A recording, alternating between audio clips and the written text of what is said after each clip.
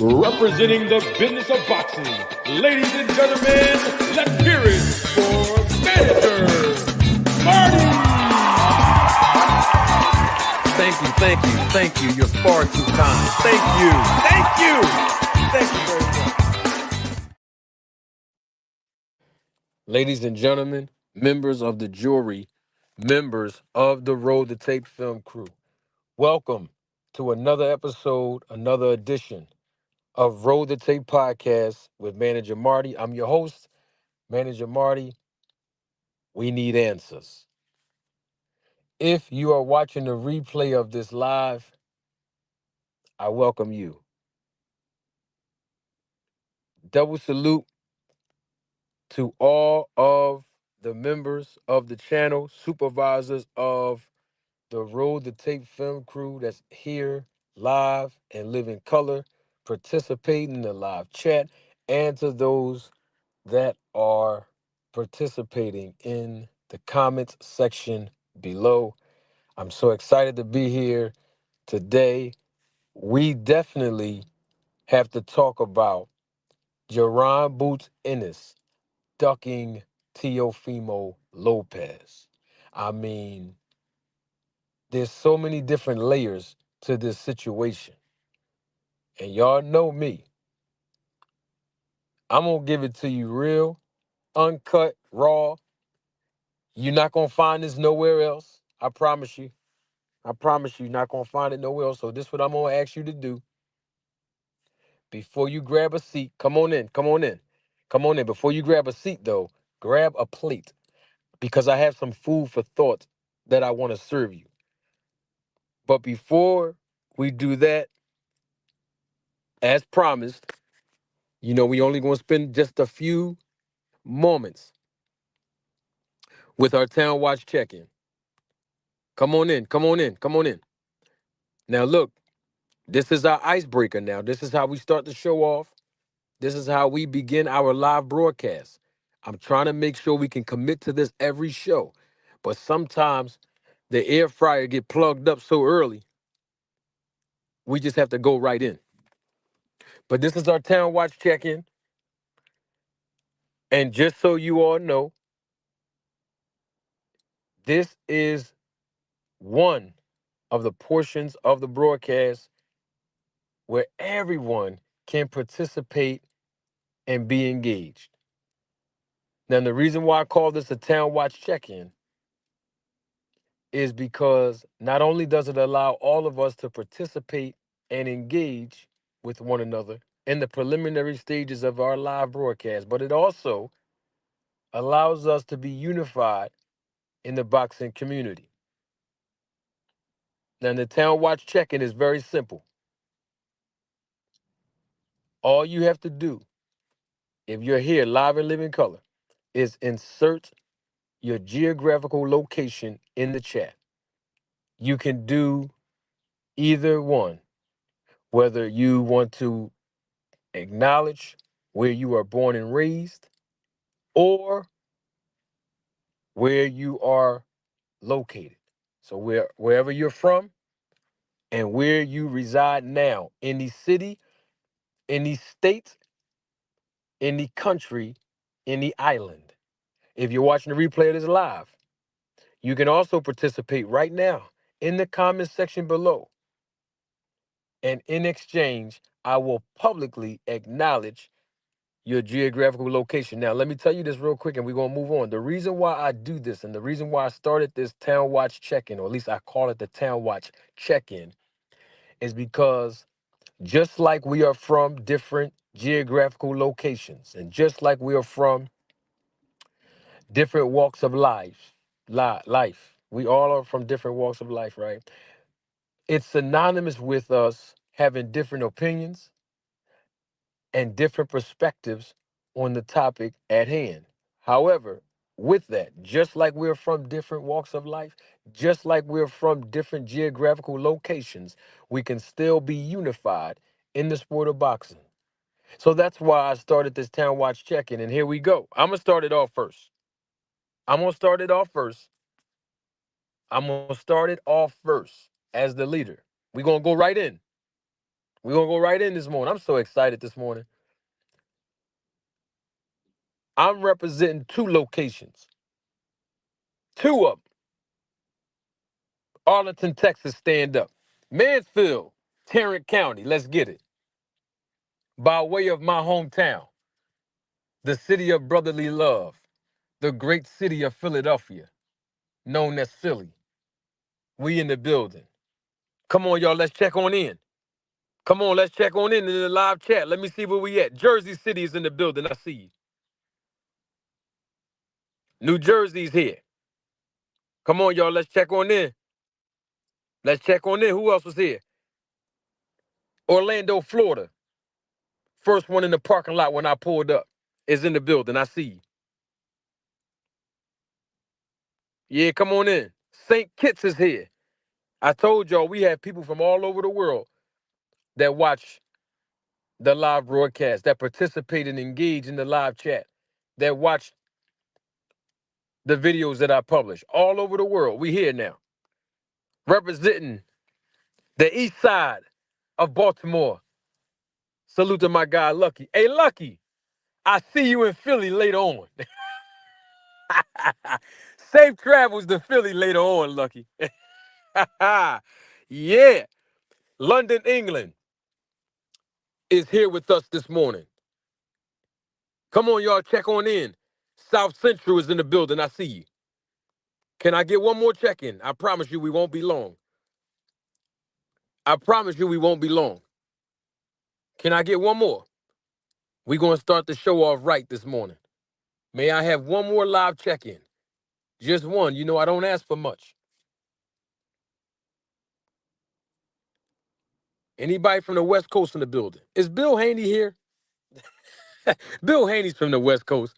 Yeah, yeah. Is he here? I don't know if he's here or not. I doubt it. Come on, y'all. Can I get one more? Just one more. We got to start the show off right. Just one more. Can I get one more check-in? I want to make sure I publicly acknowledge one more check-in. Just one. Just one. Just one. Albuquerque is in the building. Albuquerque is with us. Man, we got people from New Mexico. We got people from London, the Philippines, Russia, the UK, all over the world. They watch. They learn. Everybody come here and visit. I appreciate that. Oh, my guy is here? Man, you know I'm going to stop my show. I'm going to stop my show for him. He's family. My guy Lump is here. Florida just pulled up in the parking lot. Listen, this is how I knew it was Florida. Because I saw the license plate when he pulled up in the parking lot. I saw it. Yeah, some people didn't know I saw the oranges. I saw the oranges. I saw the oranges. That's how I knew it was him. Shout out to my guy, my main man, Pots and Pans. He's family to me. Lump is in the building. New Jersey is in the building by way of Virginia. Baton Rouge, Louisiana is here. All right, now, enough with the hugs, handshakes, and Valentine's Day cards. We have to get to this topic. Now, you know when I talk about Jaron Boots Ennis, I'm going to have some people that will be in my live chat, that will be in my comment section, that's going to send me text messages, emails, and even DMs on social media. And I don't be on social media like that. I'm trying to work on that. I promise y'all by the end of the year, I'm going to improve my social media presence as far as, like Instagram, Facebook, Twitter. I promise you I'm going to work on. But people reach out to me when we talk about Boots on this channel. And you know what people keep saying to me? Oh, you can't be biased because Boots is from Philadelphia. You can't be biased because you are cool with Boots. You are cool with Mr. Bozy. You know them. You can walk into their boxing gym with no resistance. You can call them on the phone. You can engage with them. You can spend time with them. You're biased. But if you've been around me long enough on this channel, you know that I'm always objective and I'm never biased. And just because I am friends with a person or cool with a person, I'm cool with a lot of people in boxing, by the way, doesn't mean that I have to not maintain integrity to maintain a relationship with somebody, or I have to water down my perspective, or I have to have blind loyalty. I think if people know me long enough, they will be able to attest that on this channel. Now, with that being said, today is no exception of the rule. Because Teofimo Lopez, he put out something. Shout out to my guy P Flame, just walked in the building from Ohio. He's here. Lafayette is in the building. I see you, Louisiana. Now, the thing is, and I have to say this because this is as equally as important. I have to say this. All you have to do, ladies and gentlemen, members of the jury, members of the Roll to Tape film crew, all you have to do is listen. No, no, no, no, no, no, no. Not to me, but listen to all of the people that are involved. And when you listen to all of the people involved, you will be able to ascertain what's really happening here. Now, Teofimo Lopez, he done been tweeting all day for like 2 days. Been tweeting, doing short videos on YouTube and everything. Talking about how Turkey Al-Sheikh fired him. Talking about Boots ducked him. Talking about Boots denied him an opportunity to fight for the world title that Boots hold, or two of them at this point. I mean, these are things that we've heard Teofimo Lopez say. But before we can give any credence to what Teofimo Lopez said, and I played this audio piece last week. Y'all remember that? Some of y'all were here. Some of you all were here. Some of you were here.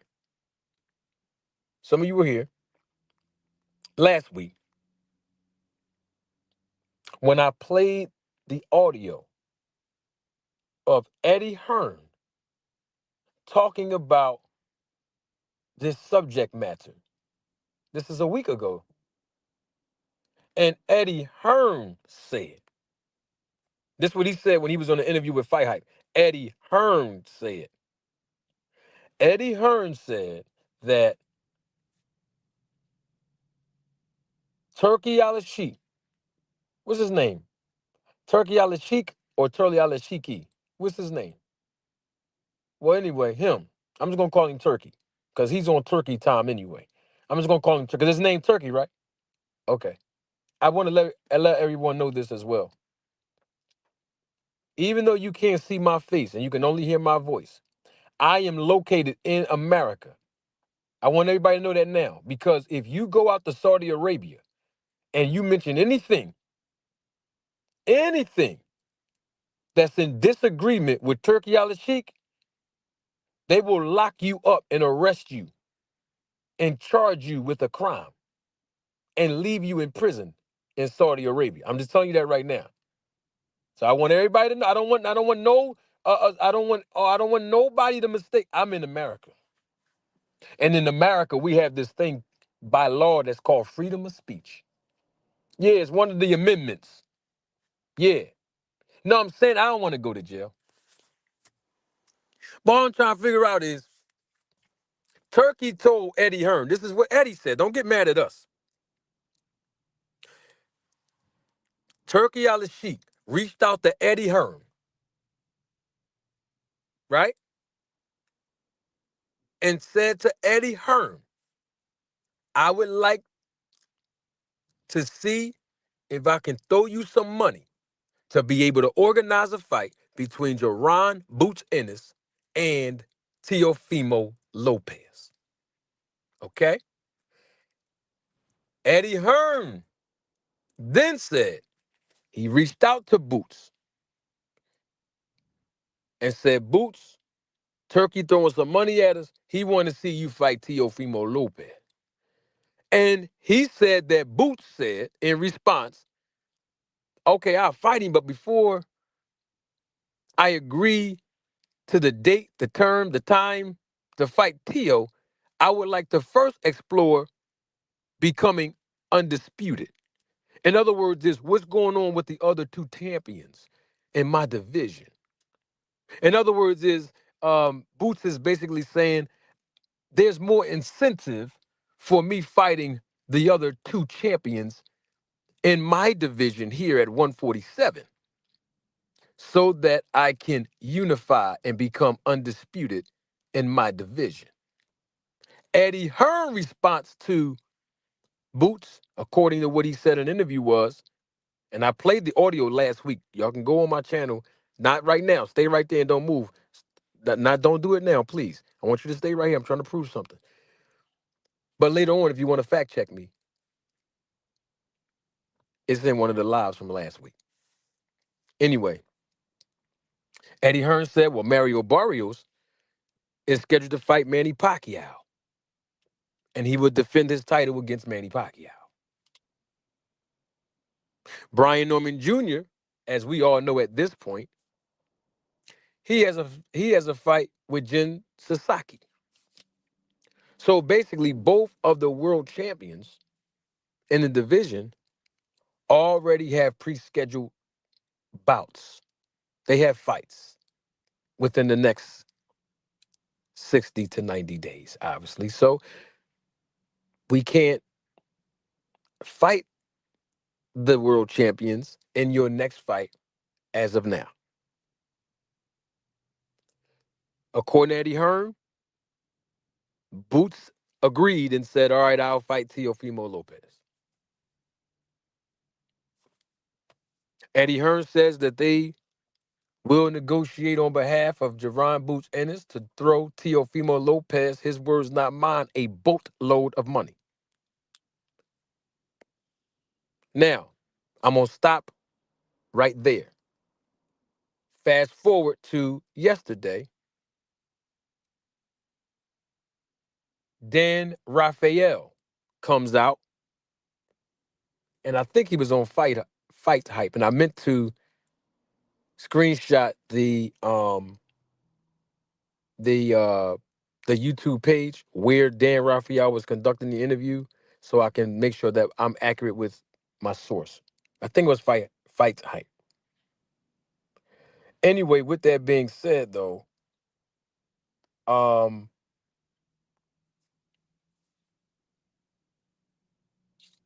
Dan Raphael said yesterday that the original plan from Turkey Al Sheikh was that Turkey wanted to see Teofimo Lopez versus Boots on the undercard of a Ryan Garcia versus Devin Haney rematch.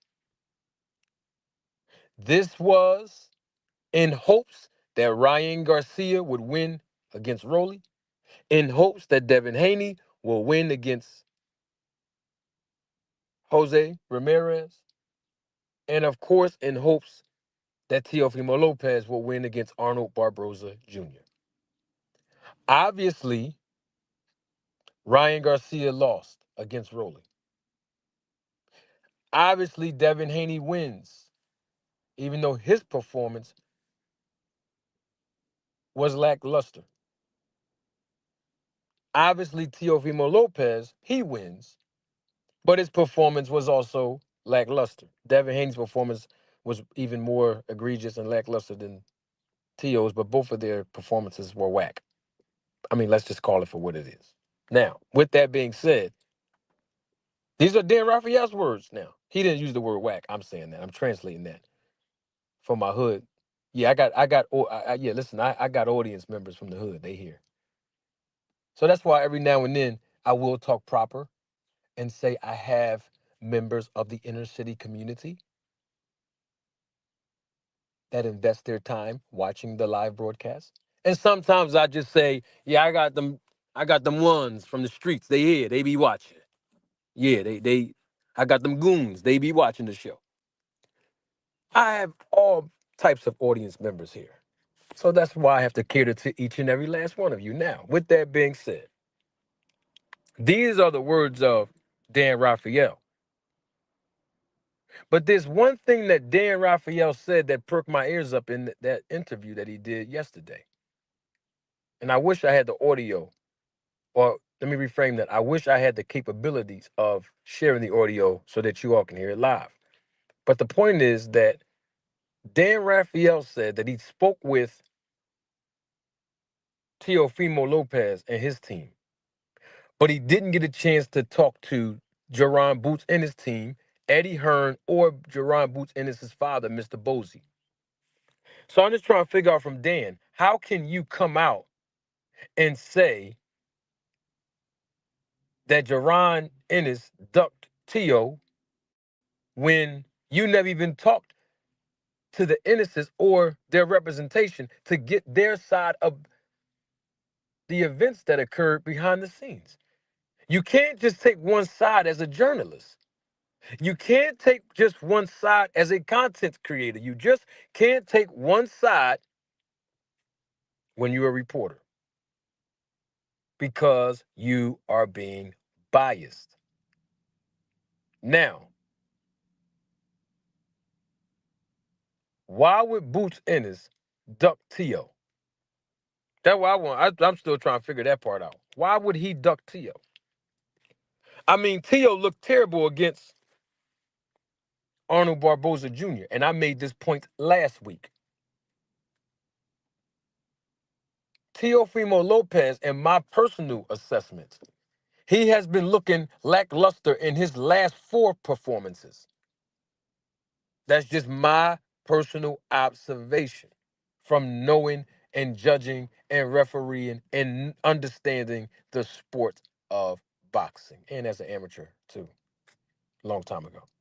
But my point is, Teofimo Lopez, and this is not a disrespect or a knock on him, but skill set wise, he cannot beat Jaron Boots Ennis, in my opinion. So why would a guy like Boots duck Tio when he can beat Tio? I mean, that's all I'm asking.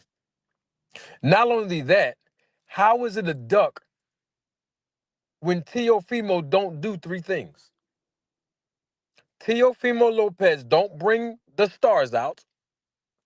He don't bring the cars out, and he don't bring the bras out. But what he does bring out is the Hispanic community in New York City.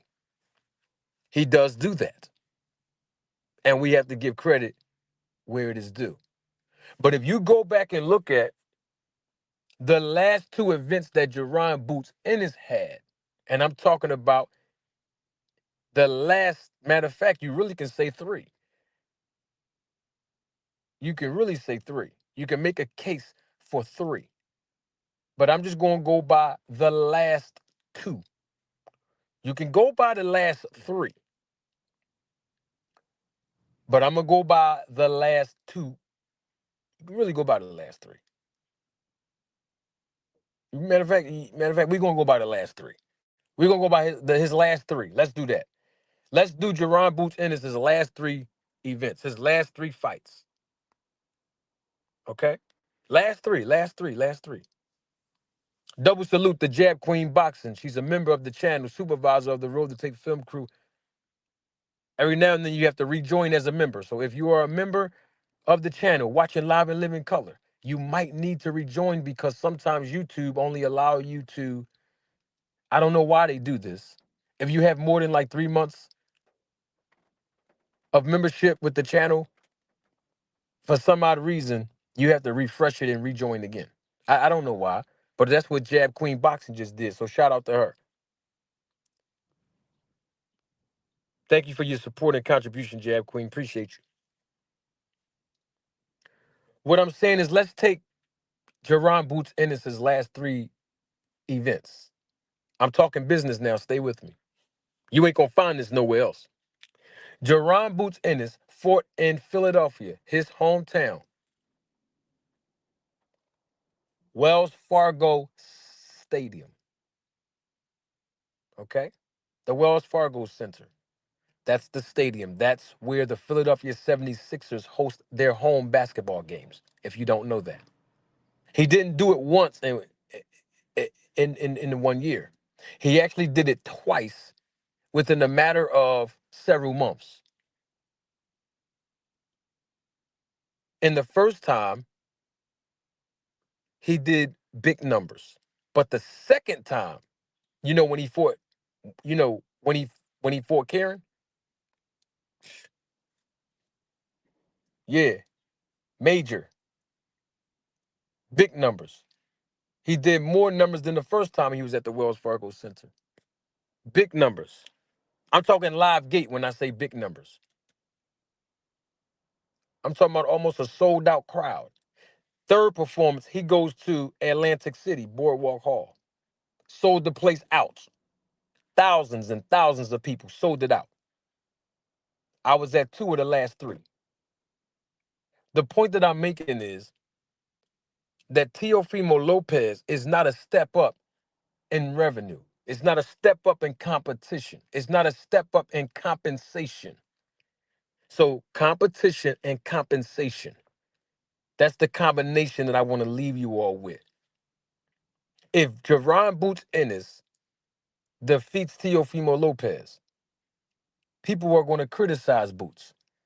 Now, and I'm going to tell you why they will criticize him. You know what they're going to say? Well, he beat a guy who's naturally smaller than him.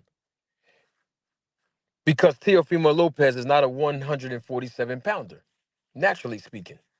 Yes, he's making strides moving up to the weight class, but he's a naturally smaller guy compared to the naturally bigger Jaron Boots Ennis.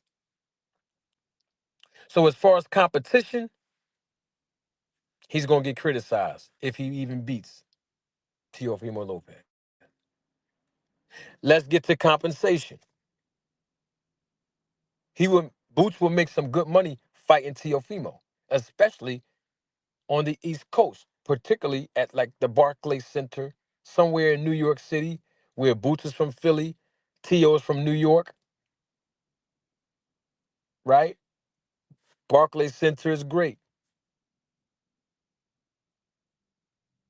The arena at Madison Square Garden, great venue. Smaller than the Barclays, but my point is, hey, somewhere either in New York or even in Philly, somewhere on the East Coast, Philly will do great numbers with TO too. Okay. Philadelphia has a very large demographic of Hispanics here and Latinos, etc. So that will be a great venue for the fight as well. But as far as compensation goes, compared to other bigger names, can you imagine if Manny Pacquiao upset Mario Barrios and become WBC welterweight champion of the world again? Big money fight. A fight with Mario Barrios, compensation wise, is a bigger opportunity for Boots than the Teofimo Lopez fight. That's all I'm saying. Now, if you put Boots against a Brian Norman Jr., I would say that Teofimo Lopez in a Boots fight will generate more revenue compared to a Brian Norman Jr. versus Boots, even though that's a good money fight too. But at the same time, it has to be worth the fighter's while. You can't call it a duck if the competition is going to cause Boots to get criticized, and you can't call it a duck if Boots is going to make less money fighting a Tio compared to someone like a Mario Barrios or a Manny Pacquiao, or even moving up to the 154-pound division, which is also an option for Boots because all of those big guys up there have strong names, resumes, and they bring compensation to the table, those 154 pounders. That's all I'm saying. And if you look at how Tio performed in his last fight, he is no match for Boots. No, I'm only bringing up his last fight because, people always say there's an old adage in boxing.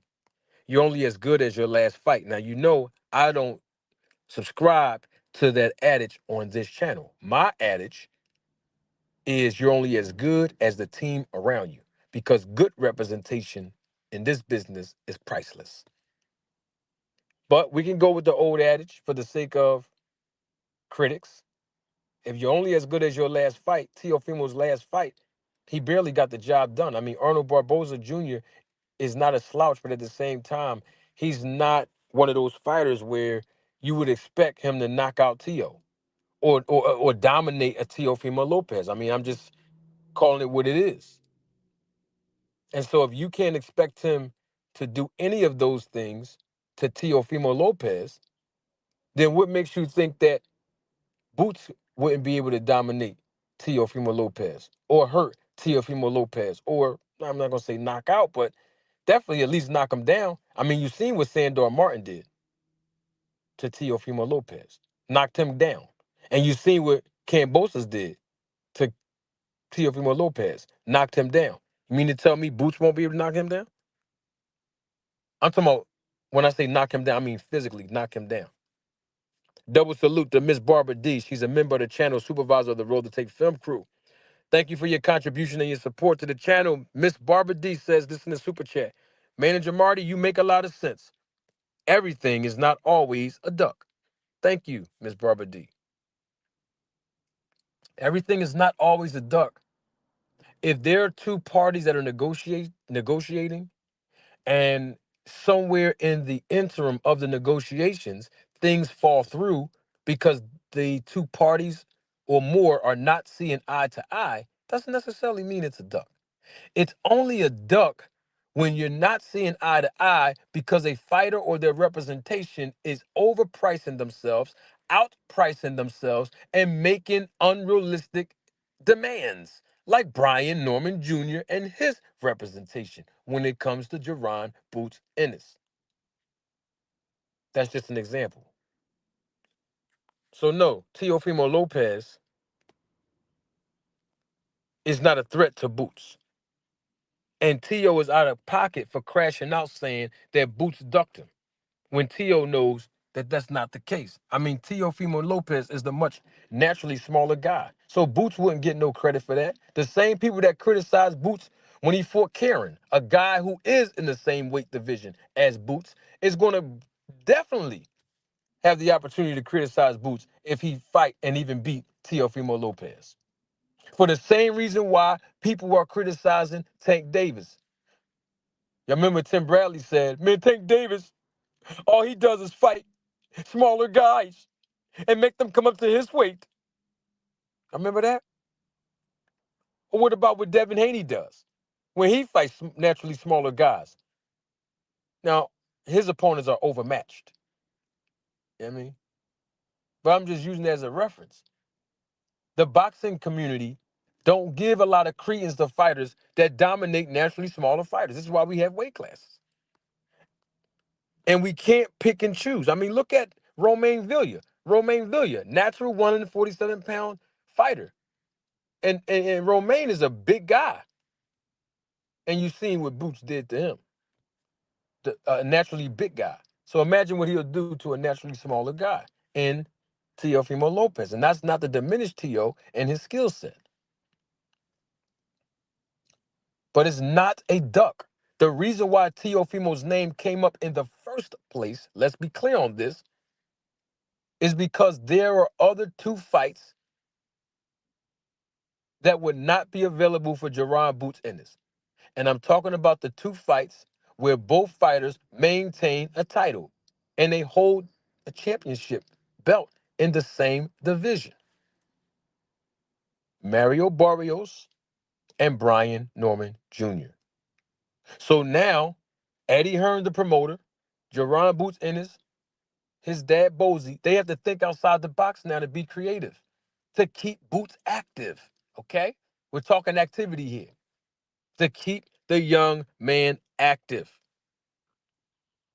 So now it's time to explore other opportunities in other weight divisions. Well, if we can't fight those world champions to unify and become undisputed, then what's the point of still sitting here in the same division, trying my best to make weight at 147 to fight a naturally smaller guy that I'm not going to get credit for beating?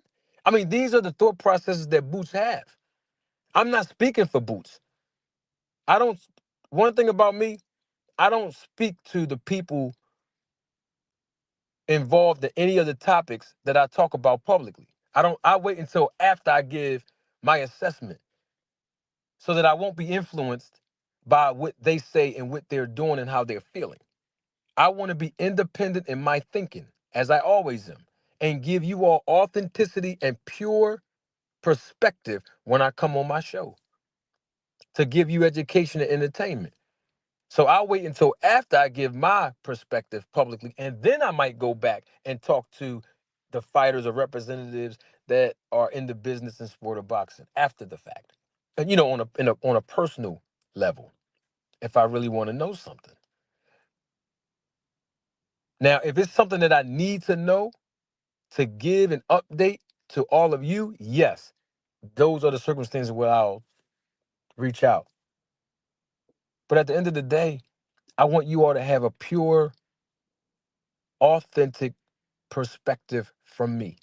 That's what set me apart from other content creators in the boxing community.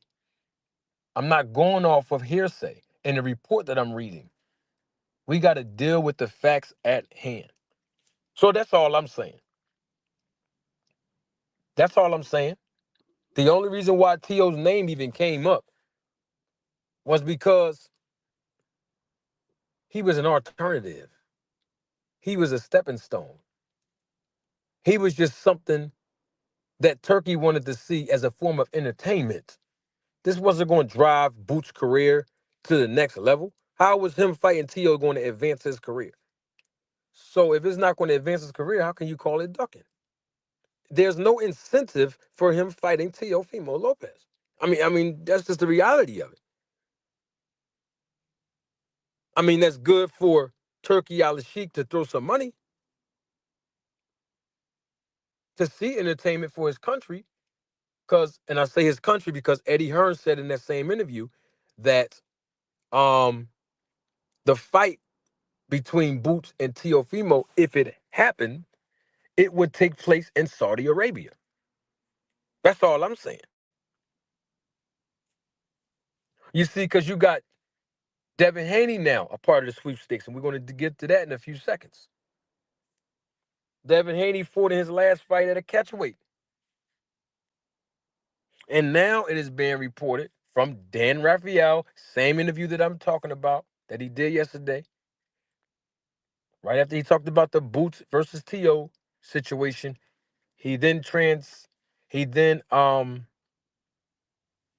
he then transferred the conversation onto a Devin Haney versus T.O. and how that materialized. And he said he spoke with Devin Haney's team, which we know Devin Haney's team is AKA Bill Haney. He didn't say Bill's name, but we're not dumb. We're not stupid.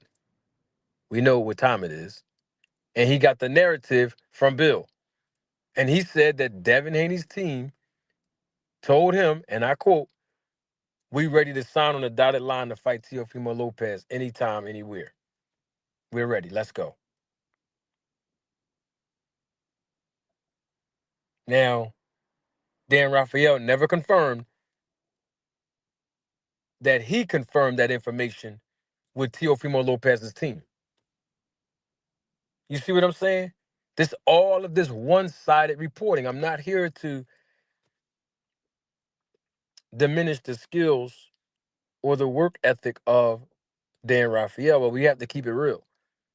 You have to talk to both parties when you're reporting to get all of the accurate details before you come out publicly and make statements. Because now we only heard Bill Haney's side. How we know that's true? That's hearsay. I mean, the Teofimo Lopez and the Devin Haney's fight, especially at a catchweight, I think that's fair. I mean, look, they both won their last fights, and they were on the same card. So good. Why not put those two guys together? I mean, Devin Haney can't fight no one else and generate any more revenue than he's already made. I'm talking about in the current state of his career, where he is now, where he's located in his career. That's all I'm saying. You see what I'm saying?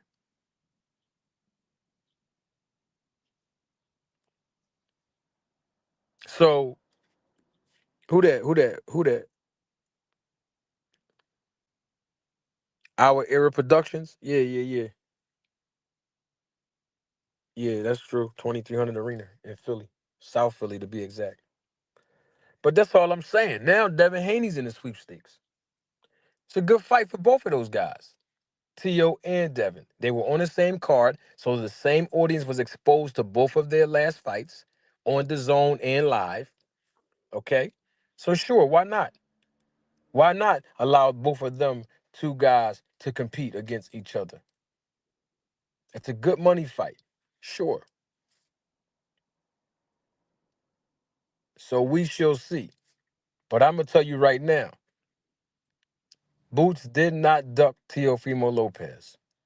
Teofimo Lopez is crashing out. Now, he said he got fired by Turkey. I don't even know what he means by that. But he basically was saying, Turkey didn't like his last performance. I don't know why these people sucking up to Turkey. Oh, that's right, because he's using the house money. Yeah, yeah, yeah. He's using the house money. It's not his money that he's taking out of his personal wallet. It's the house money. I think people keep forgetting that. Oh, okay. So he's just financing it. The PIF is just financing these fights for the Riyadh season, right? Oh, okay. I just wanted to make sure we were clear. People are saying that he overpaid these fighters, or he overpay fighters, and they come out with these lackluster performances. But when Al Heyman was paying the PBC fighters, and people were saying they only fight once a year and they get overpaid by Al Heyman and the PBC fighters were getting highly criticized, including the Charlo brothers, including Errol Spence, including Danny Garcia, including Keith Thurman, including Tank Davis. But here it is, them same people that criticize PBC and Al Heyman are now praising Turkey Al Sheikh. That's amazing to me. Bottom line is that nobody was asking to see Teofimo Lopez against Boots, but one person, and that was Turkey.